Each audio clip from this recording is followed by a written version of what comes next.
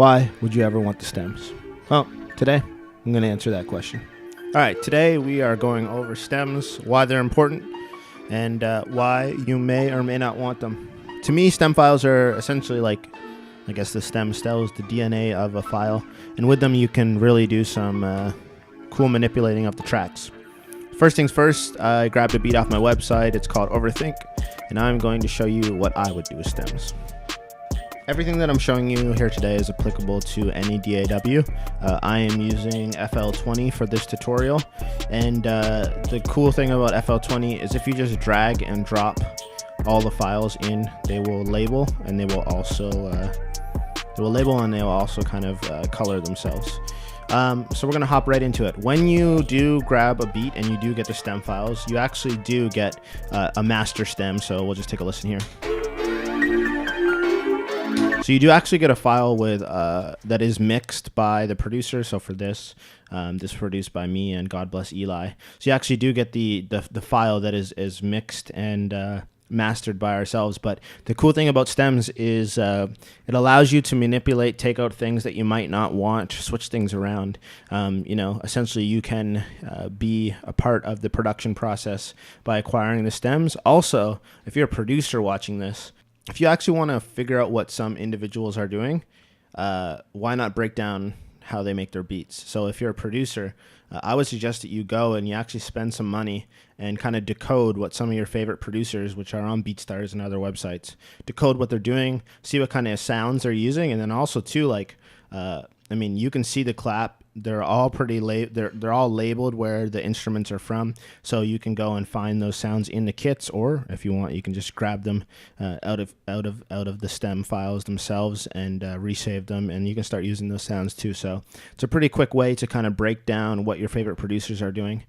So let's hop in and we'll pretend today as if we are a brand new artist who's never purchased stems before. So first things first, you're going to get a bunch of files.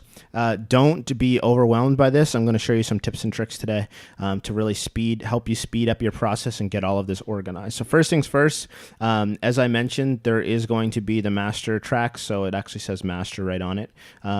Let's get rid of this. We don't need it because we're going to pretend as if we hated the mix that the original producer did, so we're just going to delete it. Second thing that I would do in FL Studio or any DAW is I would get all of these files and I would put them into my mixer just to give me some more control. The way you can do this easily within FL Studio is literally by scrolling down. Let's just say those are all the tracks. Then if you just hit Control L, it is going to put all of those tracks in order. So as you can see, 1, 2, 3, blah, blah, blah. If there's already tracks being used within your project, it's going to skip over them.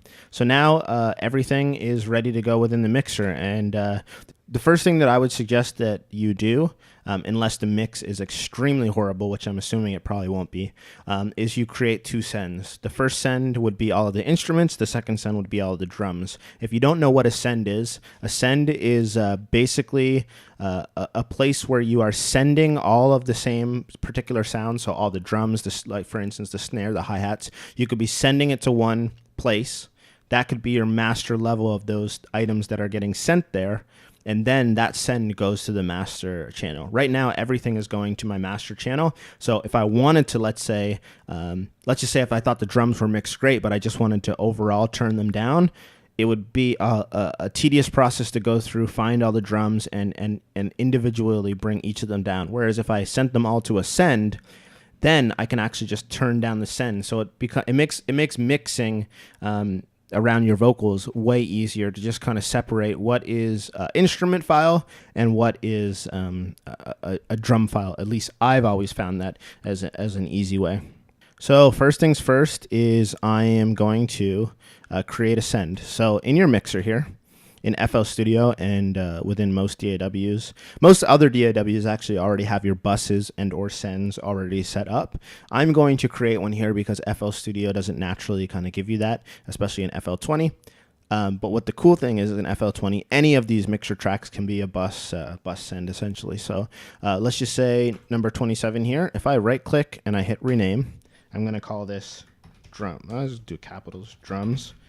And if I click that, I can switch it to a different color. So let's get something bright.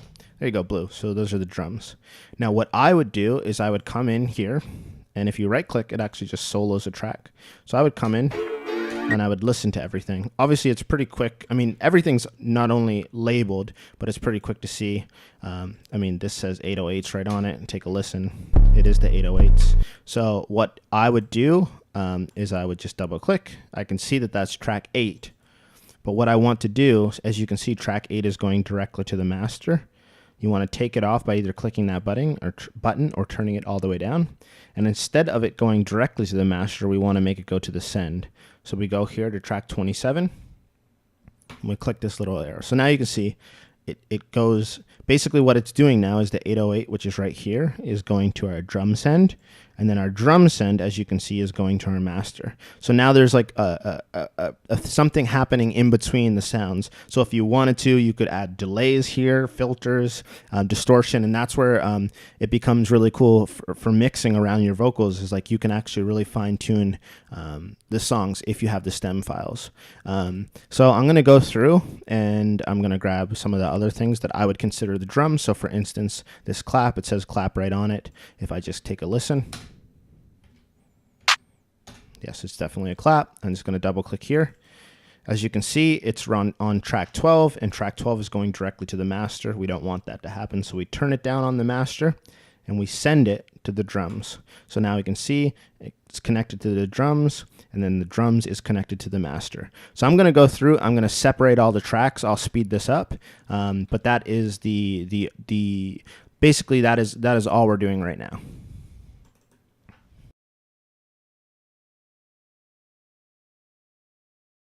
So I just did all the drums, and now I'm going to do the exact same process with the sounds.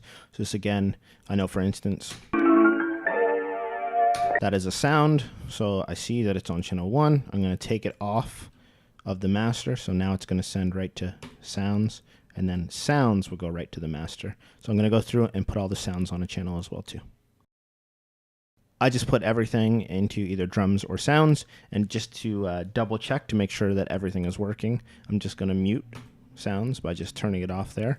And if we hit play on this track, as you can see, everything else is unmuted. We should only be able to hear the drums.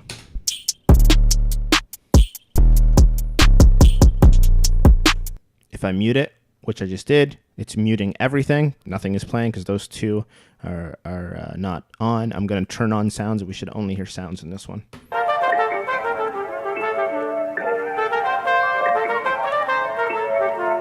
There you go. And you put them both on.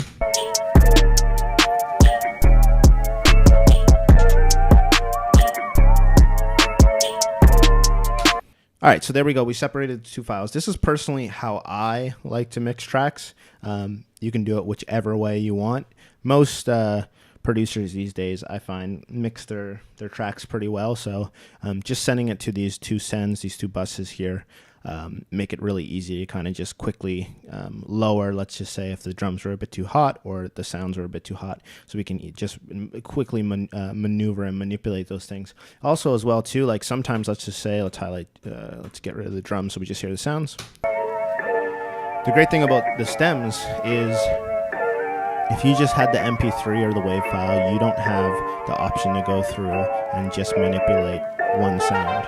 So even just on the sounds here, all of them together, if we thought the drums were hitting perfect and we didn't want to do anything to them, but we just wanted to come in here, put on a stock parametric EQ, we know that most vocals lie around this 1K part here. So maybe your voice is right on 1K and you want to just get rid of some of that. Or maybe you want to boost up some of the low end, you know?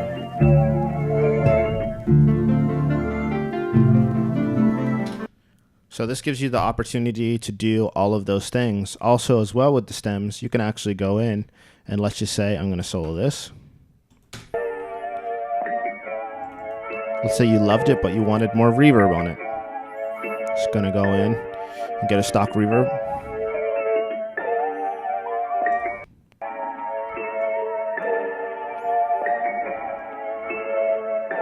Maybe you wanted to give it a bit more space. The other great thing about the stems, especially putting towards sound and drums, is that let's just say you actually wanted to filter out 2 clicks up top.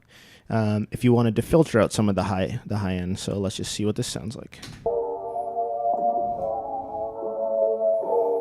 So now if we bring in the drums,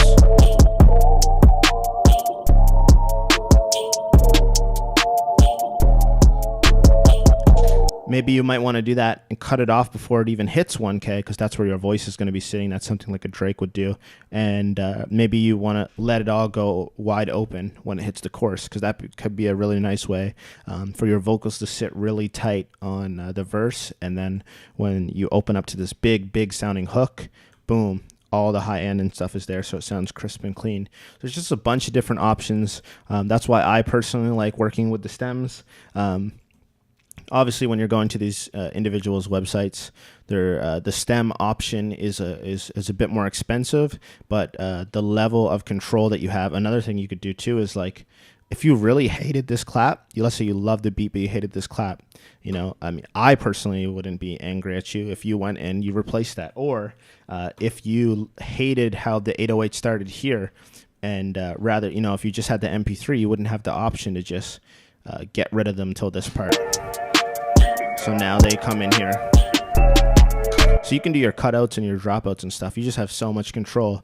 I recently gave stems to an individual, and on one of the main piano sounds, he added a chorus effect, which I actually ended up asking him what the chorus effect was. I loved it. You know what I mean? He was able to actually take the song just to that one extra step because he had the opportunity to manipulate some of the sounds. So I would definitely say if you are looking to make your sound a bit more professional, mixed a bit better, and have some more control, I would definitely look into getting some stem files. But I just wanted to go over what, if you've never downloaded a folder full of stems, what it looked like, how you can easily put them on each track, especially within an FL, and how you can easily kind of send them to two places. I know a lot of people, the first time that they grab stem files, they don't know what the hell they're doing. They're moving all, you look and everything looks like this. It's all over the place.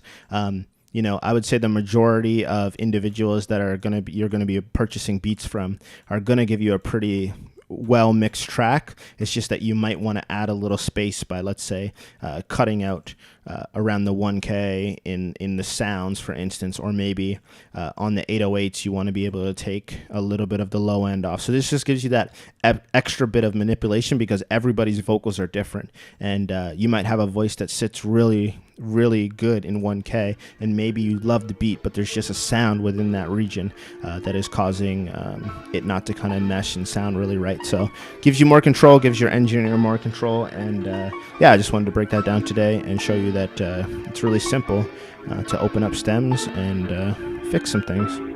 Hey, if you stuck around this far, why not grab some free beats? Hit the link in the description below and I'll send you 5 of my best-selling beats directly to your email for free. Plus, if you join that mailing list, I'm going to be sharing with you a bunch of information that'll be helpful in your career, because that's what best friends are for.